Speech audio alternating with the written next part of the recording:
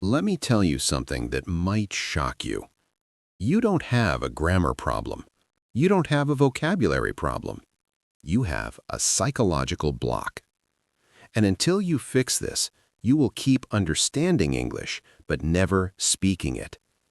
The brain treats input and output differently. Understanding English happens in recognition mode. Speaking English happens in production mode. Production requires speed, confidence, automatic recall. If your brain is busy translating or checking grammar, it freezes.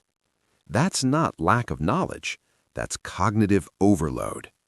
Now, let's go deeper. When you're about to speak English in public, your brain doesn't think, this is a learning opportunity. It thinks, this is a social risk. And the brain hates social rejection. So what happens? Your heart beats faster, your mind goes blank, your mouth feels heavy. That is not language weakness. That is a stress response. You're not bad at English. You're protecting yourself from embarrassment. Another powerful block.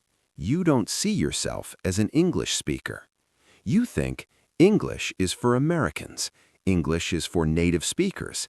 English is for confident people. So your brain says, this is not who we are. And identity always wins over skill. If you believe you are bad at speaking, you will act like someone who is bad at speaking. Many learners were corrected harshly. Wrong. No. Bad grammar.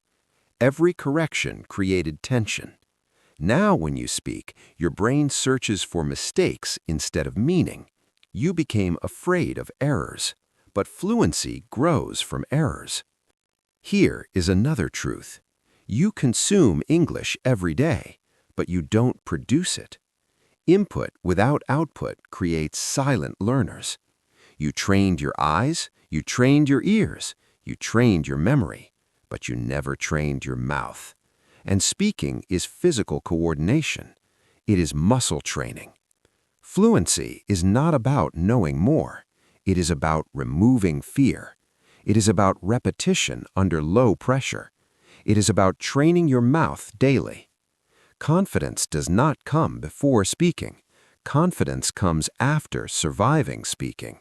The first time feels scary. The 10th time feels easier. The 100th time feels normal. Let me leave you with this. You are not stuck because you're not intelligent. You are stuck because you were trained to avoid mistakes. You were trained to be perfect. You were trained to be silent. From today, train your mouth like you train your memory and watch what happens. If this opened your eyes, comment, I will speak, because nobody becomes fluent silently.